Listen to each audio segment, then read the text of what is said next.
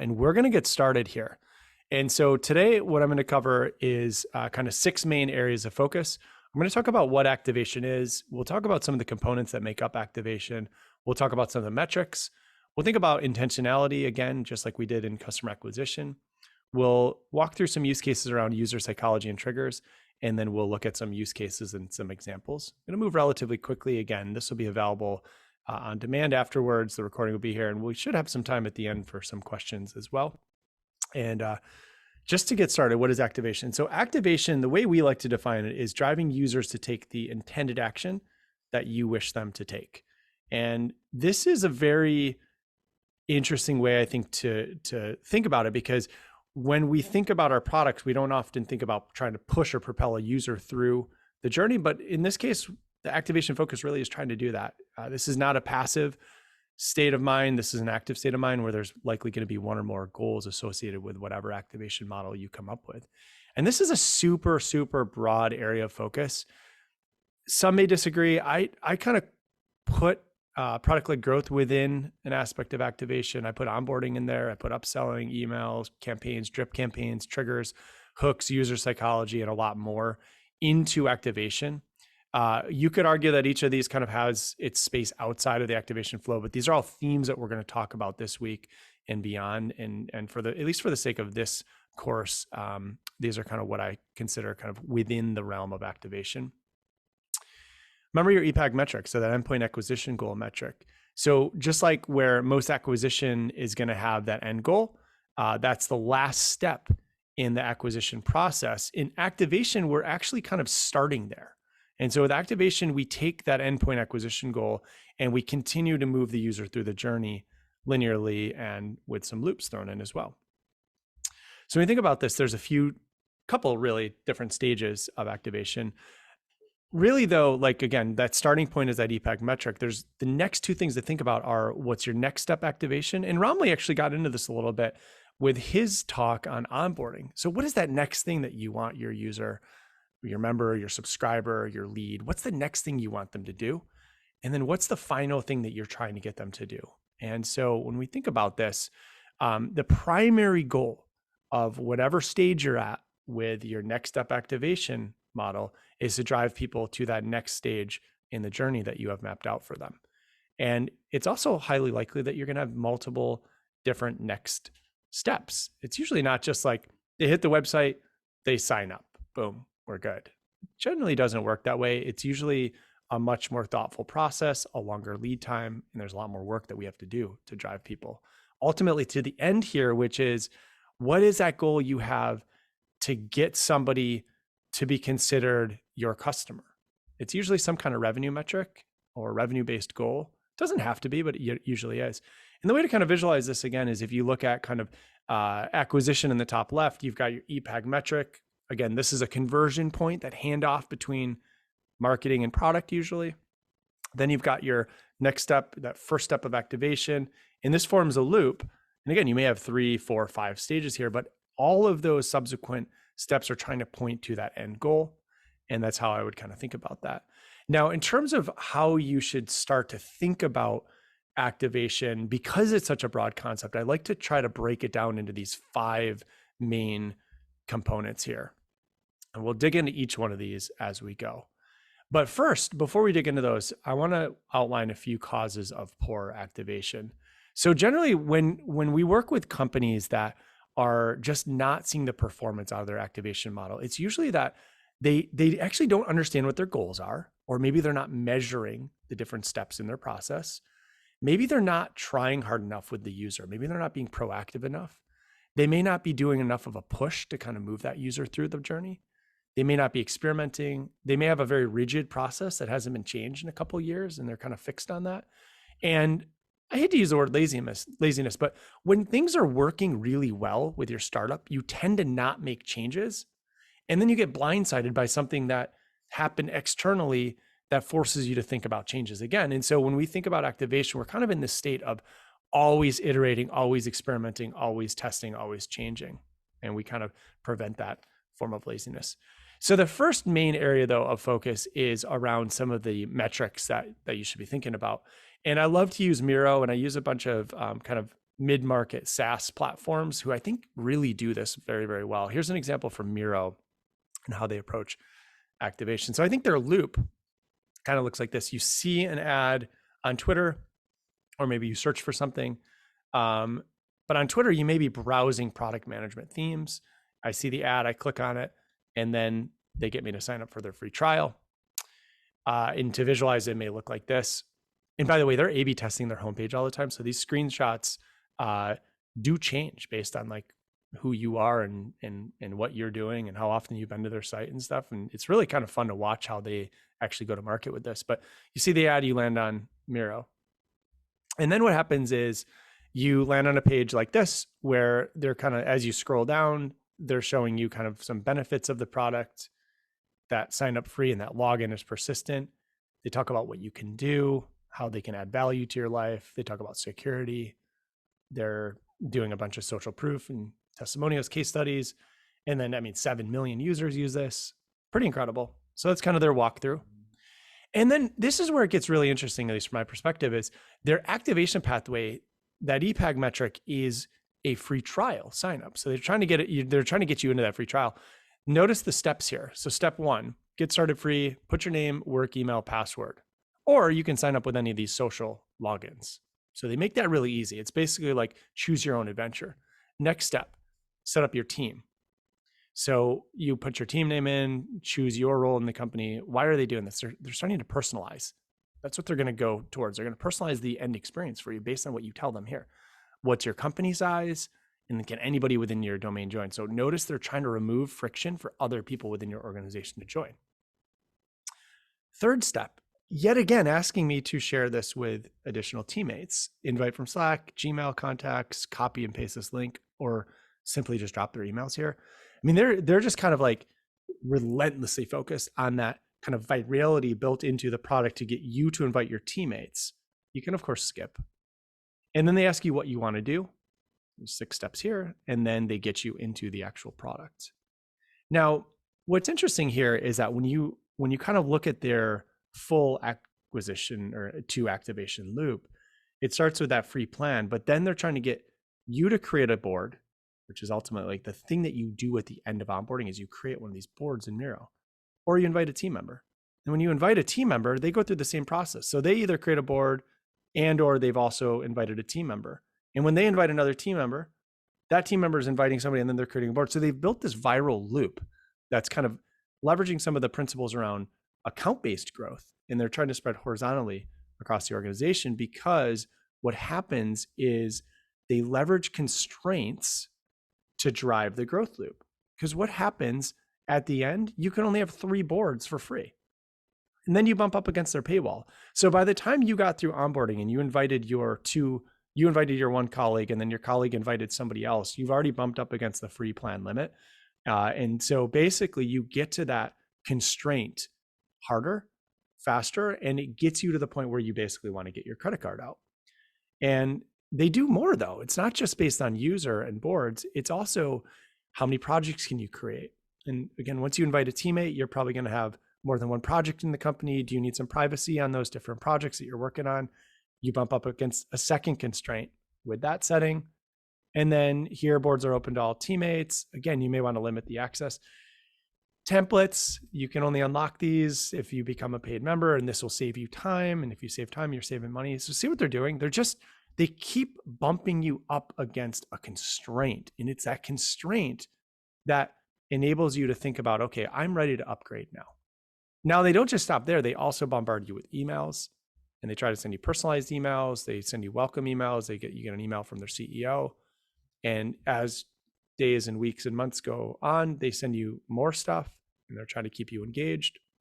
As the account owner, I get emails like this now. Their end goal, again, is to get me to that upgrade. And so that's like the takeaway, is that these companies that you're seeing out there that are fast growing, oftentimes they're bumping that user up against a constraint that is a real constraint that the user bumps up against, that if unlocked provides a tremendous amount of value to them. So in the case of like us using Miro as a team, we put the credit card in, and all of a sudden, all this amazing new functionality that we can collaborate on together becomes available Whereas if we don't upgrade, then all that is blocked and we lose that value. So you probably have this in your model somewhere, but you may not exactly know where it is yet. But I want you to think about what those constraints might be. And we can address some of this in the accountability session, but really be thoughtful about how you may be able to bump your user up against something similar.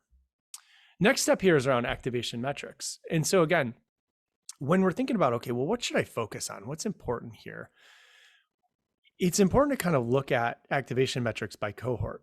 And so you end up with this is a very manual process here. Some of you have integrated systems that you're using for this, but what you want to end up doing is start to look at some of those conversion metrics from your EPAG metric to those different next step activation metrics that you have. And whatever step is in your flow, plot that out in a spreadsheet or build a report for it in whatever tool you're using behind the scenes to measure your activation. And then understand basically what percentage by cohort is getting to your end goal state. And what you want to do is you start to look at that data over time, and you can start to see trends and gaps. And so here, what you're probably going to want to do is that you'll look at this data, and as you move forward, you're going to be adding more and more data. Some of the data in week one, because you may have had, let's say week one was a month ago, you may have people 3 weeks later still coming in under the same campaign that you brought them in under, but now they're finally getting to creating those boards. So that's why it's important to look at it by cohort. But basically you start to build that picture of what's happening in my product with my users based on when they signed up or what source or channel they came from. What's happening to them, and are my metrics getting better over time? And if you can't get to that level of sophistication, don't worry, just try to track those more general metrics of, okay, plot out what's your EPAG metric, what's that next step one, next step two, and maybe your end goal. So for Growth U, for example, it's landing page visit, it's did we capture an email address? What's happening once we do that? Are they enrolling in Growth 101, our free program? And then are they moving into some kind of membership model? Those are kind of the 4 stages that we look at. And now we can dissect each of those stages independent of one another and look for ways to increase the conversion rates along the way. The next thing is kind of related to this, where it's looking at each step of your activation flow. And so when you think about, okay, let's say that in my model, I have trial, which is my EPAG metric, and then percentage of people, I guess in the Miro case, that create one board, and the percentage of people that create a second or third board, and then the percentage that convert to paid. Those are the 4 steps. So if you have a startup that's got these stages and you can double any conversion metric along that pathway. So for example, if you can, and this is not going to be an overnight thing, but if you can go from 35% of people who came into trial create one board, and you can increase that to 70%, like literally double that metric, you more than double your number of purchases. Because starting at the top of funnel, you've gotten so many more people into each subsequent step that you're going to be successful there. Okay. As you go, what you're going to find is that as you move down the funnel, so if I increase the percentage of the people that create 2 or 3 boards, it also doubles my metrics. And if I go even further down, if I go from 10% to 20% who convert to paid, it also more than doubles my number of people who purchase, right? And these are this would have a very material impact on your business. Again, it's not going to be this simple for you, but this is the way that I would think about it when running some kind of acquisition audit on your own product. And then what you look to do is find the easy wins. And so if you run this data analysis and you look at your website and you plot out what those trends, what those conversion points are, then you can form a hypothesis around areas where you think you can have improvements. And you can either go that single focus area, or you can go more of a blended focus. So if we look at your website, or if we look at Miro's website and we say, okay, well, at each step, step 1, you captured too many fields of the form and maybe it was a little too intrusive. Step 2, I signed up for your trial, but I never got an email from you, or it wasn't personalized at all. And step 3, I didn't see enough value that you're bumping me up against to convert to paid. So if you solve each of those problems, you may end up in a situation where you've got a relative conversion rate increase. This is called conversion rate optimization. That whole strategy here plays where these kind of modest increases in each stage of the journey will double, triple, quadruple your end result. So you can kind of look at it from either angle, either going really deep into one area of your flow, or go kind of more broad and see, are there little items that I can pick off at each stage that will increase the conversion rate for the subsequent touch points. And you can use a framework for this. So a great one is by Intercom. It's called the Rice framework. And you can actually use that to plot in what some of your ideas are around how to improve your metrics, and you form a hypothesis. And basically what it does is it spits out a number that says, hey, this idea that you have to change this piece of onboarding, we think will get you, 100, it's worth 100 points and the other one's worth 200. So you should do the 200 first. So you can use tools like this or build your own to help you assess in what order you should be picking off these items. And there's more info in behind the scenes with this program. Like I said, there's a lot of additional content in this module. So there's other case studies and there's dashboards and things you can download and use, or just hit me up with questions. But I would urge you to start thinking about this and think about that pathway of those users. And just to visualize a little bit, this is the like a little framework that I built that I tend to use once in a while around defining what order should I work on something. And so you take the reach, basically how many people are going to be impacted by the change, what is the impact, what's your confidence that it's going to make an impact, how much effort goes into this thing, and what's the score. And you basically just take the highest priority stuff and you work on those first. Next thing is around intentionality. So we're going to look at Loom, and there's no voice on this video, but just check out what they're doing here. So I hit the Loom page. There's more than 4 million people that are members, it looks like. You could talk up to 6 times faster than you type. You could be working instead of in meetings. There's Loom for Teams. You can communicate with speed and ease. It's almost done. Get Loom for free, be expressive, be understood. Don't take our word for it. That's a lot of social proof. Okay. So come off of mute or put it in chat. What's the first thing that comes to mind when you hit that page? Does anybody remember anything from that page? Take back your time. Okay. Feel free to come off of mute. Shout it out if you want to. What else stood out with that page? You could be working, not in meetings. Yep. Great for team communication. Okay, cool. What was their primary call to action? What was the one thing that they were trying to get you to do? Do you remember what it was? There was one area of focus that they had. Any guesses? Sign up for free trial. Free trial. Yep. So notice this Get Loom free is kind of persistent, and they're really consistent about showing this thing. Yep. Josh. Yep. Exactly. And it kind of just stays there, right? So that is a persistent element of their whole website. And what do you remember about the messaging? Like, what was the tone? Or do you remember anything about their messaging? Anything come to mind? Was it playful? Was it serious? I thought it was kind of playful, right? So, I mean, I think that they've got a point of view on their messaging. It's colorful, right? So yeah, they've clearly put a lot of work into that. I'm going to show you another example here. So check this out. This is an enterprise SaaS platform. So we've got this big scroller at the top. We have a set of drop-down menus. Chat pops up. Just keep watching this page. Taking your business to the cloud. Learn more. A little bit of customer success. Latest news. New content hub. And go back up to the menus. Okay. So what comes to mind when you saw that page? Anybody?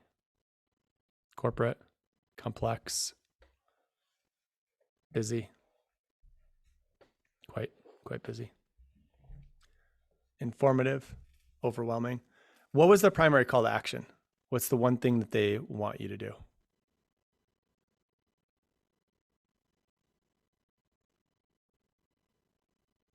It's like crickets. None of us know, right?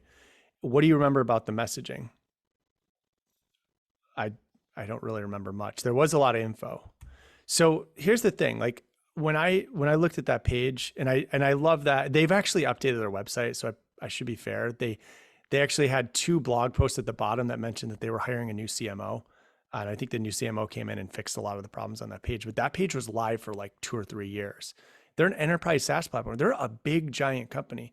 But when I hit it, I literally had no idea what to do with that page. And there were a lot of calls to action. In fact, there were 19 and 50 in the primary nav dropdown. And so think about, when you think about intentionality, what company has a point of view on what they want their user to do, right? Miro, we saw it. Loom, we saw it. With the last company, we didn't. And for the latter, like, think about how inefficient that marketing funnel is and what stressors that puts on the rest of the company, because they haven't figured out how to move users along that journey because they don't have a focus. And my guess is that costs them probably tens of millions of dollars a year. And you could say, well, they're enterprise, it doesn't really matter. It actually does. The buyer is used to a great experience and they want a great experience. And if it's down between Epicor and some other company that does it really well, they're probably going to go with the other company, right? And so in their case, though, the good news is that very small changes very rapidly can help them solve a lot of those problems. This stuff is not rocket science. So the takeaway is that intentionality really does matter. And having that point of view, whether it's thematically, with messaging, with imagery, with your social proof, and having a relentless focus on that next stage is really, really important. And the great companies do that very, very, very well. And they stay focused. Okay, we're going to start on a little bit of, again, there's more data back in the learning management system on WordPress, but we're going to talk a little bit about user psychology and what I call the value, action, reward loops. And so what this is basically, with an activation model, you're building a cause and effect loop that helps you provide value to users, and then they use the product, and then they get more value. And there's kind of a loop that gets formed here. Initially, what happens is a want or a need that user has is met with some amount of value, which leads to a product action, which then forms a reward. And then another action takes place, and then it kind of just keeps going. We'll visualize this in a little bit here. So you've got this initial value, an action driver, reward, action driver, and output. And again, this is kind of, it may not be one loop, it may be 3 loops. So when you're thinking about this initial value, you kind of need to think about what is it that brings a user to you.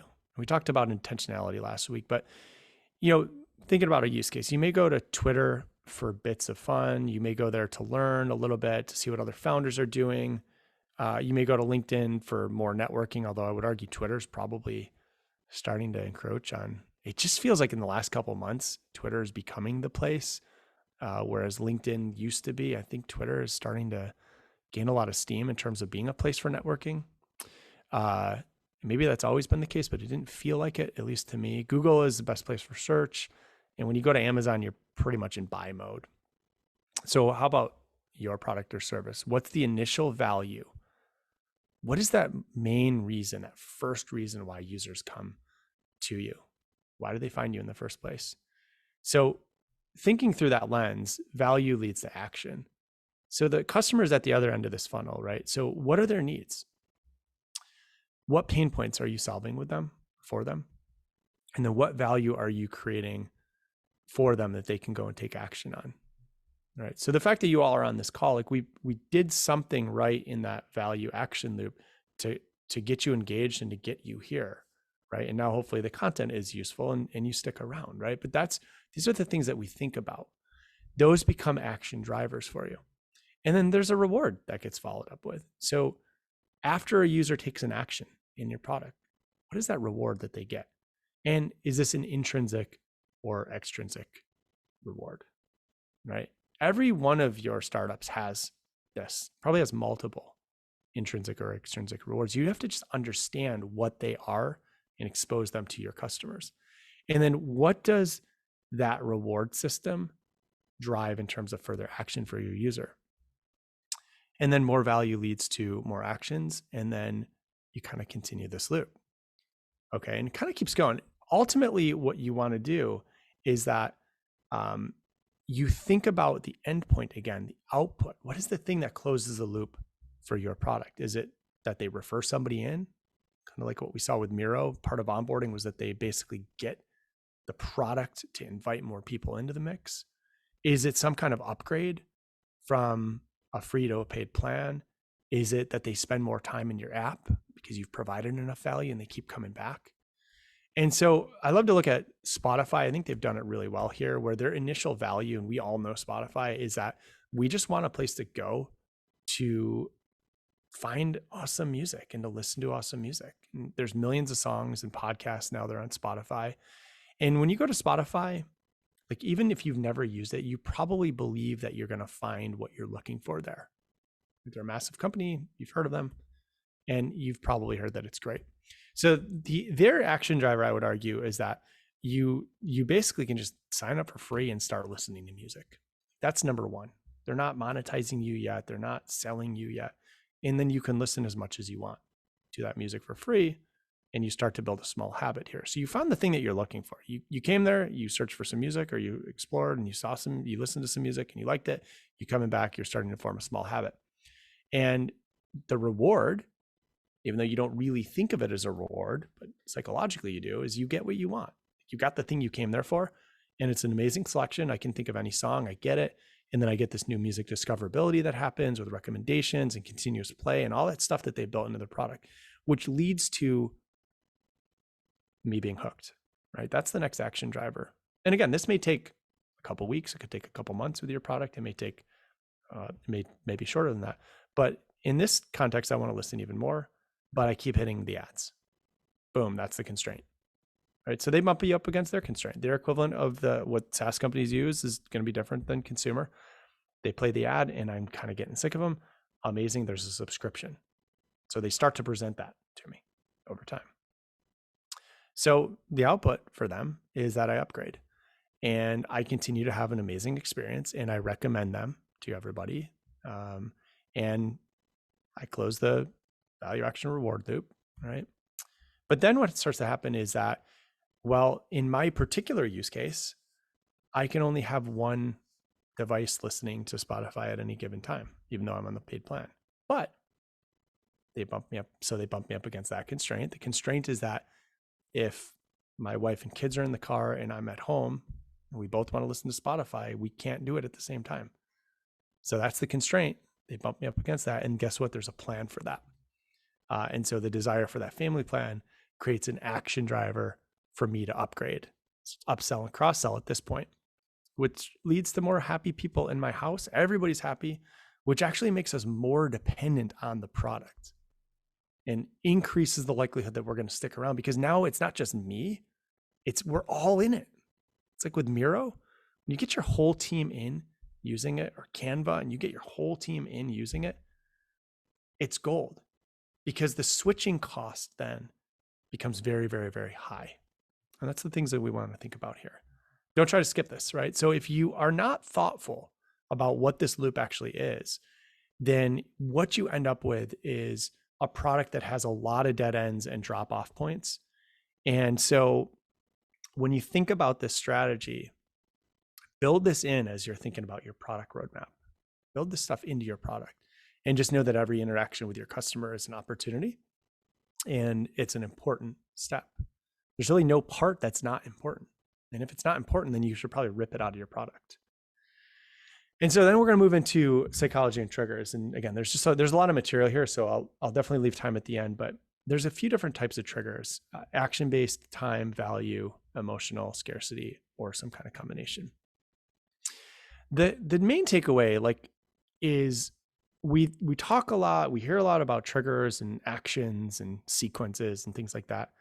Usually these things happen between steps of your activation flow.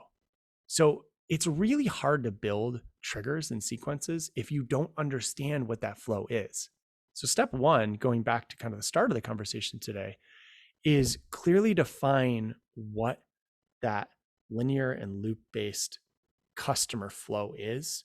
And then you can start to think about where are the areas where I can really step in to try to move the user through the process to get to that next step. And notice that the end point here is end goal activation.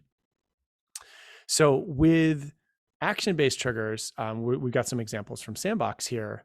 And the one on the top left is actually a very, very early version of, I think this was like the original Growth University drip sequence, where it was like somebody completed the first lesson and then 15 minutes later, I sent them a thank you. I mean, very primitive, but it was better than nothing. Like it actually worked to move people to that next step, which was to consume the next lesson. Another example here is with the Sandbox app. Hey, we noticed that you haven't downloaded the app. So this is in the case where we got a mobile phone number or an email, and we're trying to just get somebody to take that first step of downloading the app.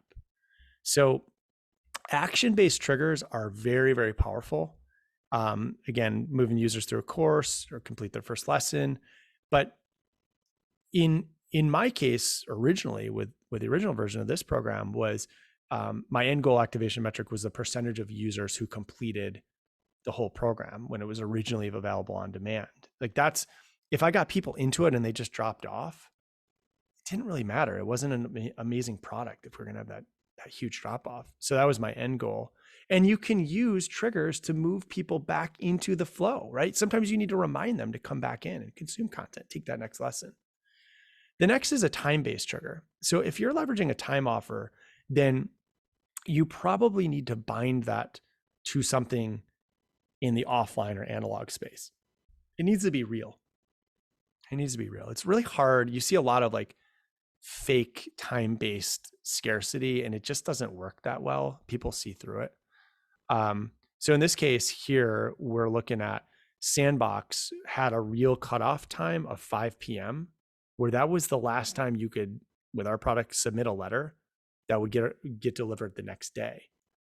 And so we were able to leverage these time-based triggers in a really true manner to build that demand back into the product. And it worked extraordinarily well to move people through the process. We optimized around that.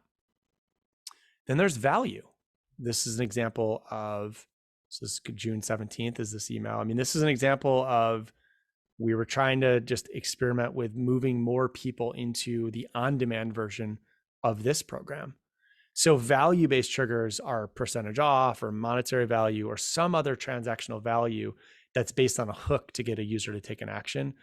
And oftentimes this is used to drive a first purchase via a discount or something like that. Now, that's a slippery slope because then you run the risk of training your users to just wait for a discount. So discounts can be great, but you want to use them kind of cautiously because you may have an unintended consequence there. But these are different examples of some of the triggers that we use. Then there's emotional and value based, right? Again, using Sandbox is just such an interesting case study for how we move people through the funnel. Here we use a trigger that was tied to a real emotion, like send something great to your loved one. The world outside basic training, the current climate is more important than ever. Like we need to give you the news and things that's happening outside in the real world because you're cut off from the world. And so we leverage both emotional and discounts to drive that revenue stream. And then another one, triggers using scarcity. So holiday sales, Black Friday, like all those things, they can tap into FOMO. And just remember that you can't really fake that scarcity. So in this case, it's save X number on your first bundle.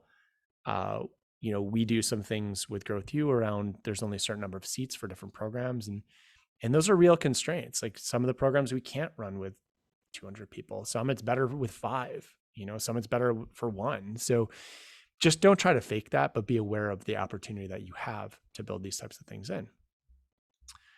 Again, triggers work well when they follow a reward. So what's the thing that your user just did that they're happy about in your product?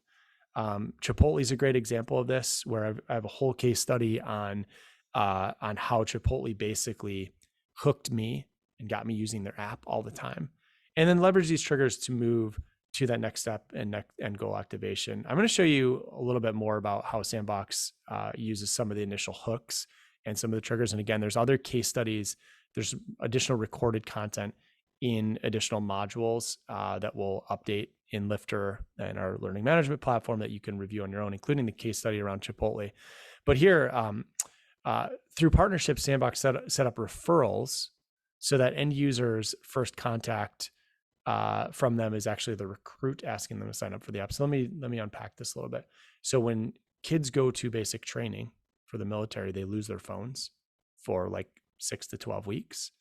And Sandbox was able to leverage a partnership model where we were basically allowed on different bases to onboard the recruits before they like as they were losing their phone. And they literally fill out like a postcard that asks them, who do you want to write letters to you?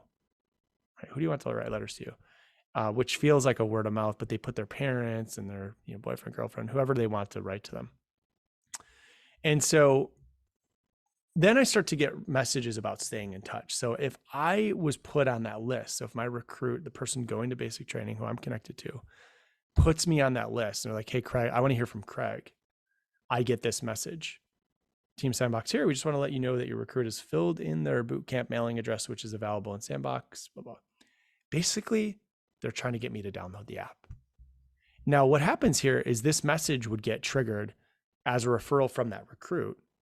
And the more information that you fill in through the onboarding process, the more personalized the experience is going to become. And so for the end user, it's usually the first indicator that they're going to get after a quick phone call that the recruit even got to training, that basically there's going to be this option to send letters through Sandbox, right? So this is very use case specific within the model that we had there. But it's really, really interesting because what we dug into was that emotional complex of the product sale. So we were selling based on emotion, like the people that wanted to send letters truly missed the person who was at basic training and vice versa. And so then we had things around, okay, so you start to send letters to the person you're connected to at basic training. How do we get you back in the product? It's great that you sent one letter. How do we get you to send a letter every day or every other day or twice a week? And so one of the things that we did, and actually Aoife Jacob here ran a lot of these programs, was building content and a content and activation strategy that would drip out content to the person on the other end, so the sender, the letter sender, about what's happening that week in basic training. This is very nuanced stuff here, but this is the level of detail that we got to maximize our activation pathways. So we send personalized content about what's happening each and every week. I get notified when my letter arrives on base. I also know when my recruit sends me a letter back. So we're kind of closing that communication gap. Like your recruit is at basic training. They don't have a phone. There's really no way for them to communicate with the outside world other than by handwritten letter. But we know when they send a letter back. So from a user psychology standpoint, we've got you completely hooked. So they're doing a great job of staying top of mind, and they're making that connection feel real all the time. It's one of the reasons why the company has done amazingly well. And the trigger here is tied to their loved one. What do they get? What are they doing? Like, what are they going through day to day?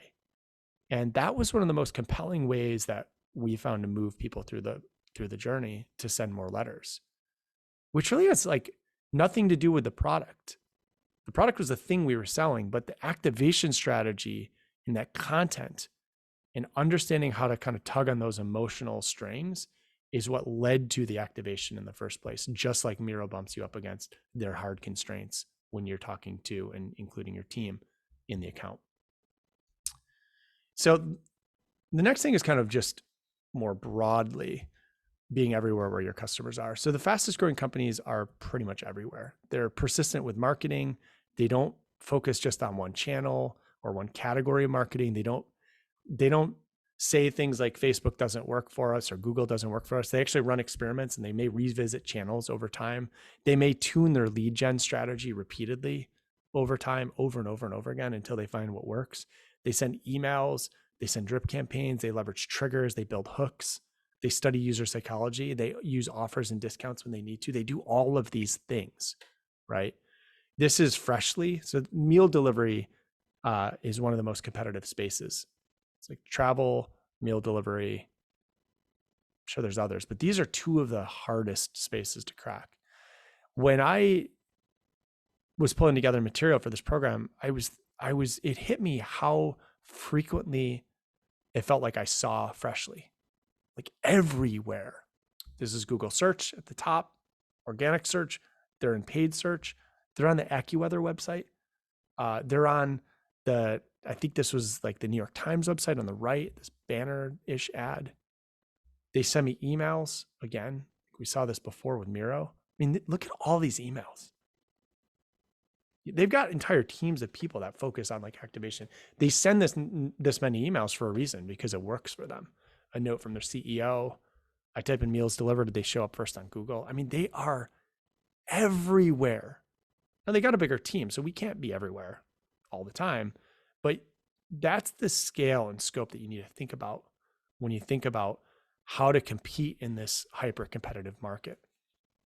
So this may mean that you run paid ads, you run remarketing ads, you put users into drip campaigns, you try to be where your users are. I mean, at Sandbox, we use all of these channels, every one of these channels. And our team was, I think there were 5 marketers at the company. So 5 marketers were responsible for all of these different channels. And we had to do it at scale. Now, obviously we didn't start here, but what we found was that to incrementally and consistently grow the business, we just had to go wider and wider and wider in terms of where we are. And on that note, just in terms of areas to start, right? I kind of titled this Drip Campaigns 101. As I showed you before, like that first drip sequence that I had was like one thing. It didn't work amazingly well, but it worked better than nothing. You can't really build a drip campaign. So first of all, doing something is better than doing nothing, but you're going to need some personal data. Like you have to capture an email address or a phone number from your user as early as possible when the time is right, so that you can actually put them into a campaign. You don't necessarily need to use triggers. You don't need to build a lot of formality into your process, but just know that you're going to be constantly tuning these types of campaigns. And I think the biggest takeaway is that most of us think that we're going to bug our users by emailing them or by reaching out to them or by contacting them. And that's simply just not true, probably 95% of the time. Like if you're not being told over and over and over again that you're marketing too hard, then you're probably not doing enough, right? Like just think about that for a sec.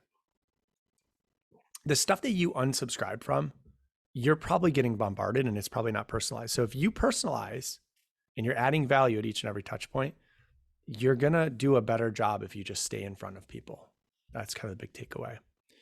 And the other thing is that you want to be mindful of that next stage of your journey. So you may have a layer, for example, between a website visit and a sign up that you need to build out that leverages content and drip campaigns to move people along the journey. Like there may be a bunch of work that you need to do to get your activation strategy in a place where it's strong, but it gives you an opportunity to be creative and add value. I mean, when I first started these programs, there was no drip campaigns and there were very basic ones. And now we're pretty sophisticated, but we're constantly tuning them, constantly tweaking them, constantly tuning them, constantly trying to make them better. And this is just a screenshot of this was like probably the 10th or 15th iteration of my old program, but you can see like not a huge number of sends, but a really engaged list, because I was trying to add value at each and every point along the way. Like I was talking about growth marketing and people came in and they signed up to learn about growth marketing. So right up until the end, I was seeing 37, 44% open rates and an average click-through rate of around 5% on these campaigns, because the content was geared towards that user. And it took quite a bit of work to build all 11. There was no smartness in this campaign. There were no triggers. It was just like one big flow, but that worked orders of magnitude better than not having it in the first place. So just get started. And I'll close on kind of like just some kind of fun stuff. I mean, we think about activation and we think, oh my God, there's so many things to do. It's overwhelming. Sometimes small ideas will have a profoundly huge impact. So for example, I did a lot of experimentation at Red Tricycle, and they were eventually bought by Tiny Beans. But my role there was to basically, I ran product and I ran growth, and it was to get more people into our funnel and move them into our subscription base. By adding the word San Francisco to the sign-up box, increased the sign-up rate by 300%. It's 2 words. It used to be generic. It was get the scoop on the best family activities in your city. We changed that to be personalized to the city that the user was on. 300% increase by changing 2 words. Now, you're not going to get wins out like that all the time, but here's the other thing we did. Open rates. Like, time of day that we sent a message had a profound impact. Why? Because mostly moms who were on our list had little kids kicking and screaming, right, until they go down to bed. I love you kids so much. I want you to experience the adventurous joy of dreaming from your beds in silence for many hours right now, please. And then guess what? They get the kid to bed and then they're on Red Tricycle, right? So that time of day sending at 8 p.m. instead of 9 a.m. had 100% increase in open rates. 100% increase. So I'll pause there. Your homework, optional of course, is to map out what your endpoint acquisition goal metric is. What is that one thing that is the handoff between your top of funnel and your product? I'd love to see what your activation paths look like. Where are you trying to get people to at the end? What's that end state? And then what are the stages between your endpoint acquisition goal and that end state? How many steps do you have and what are those steps?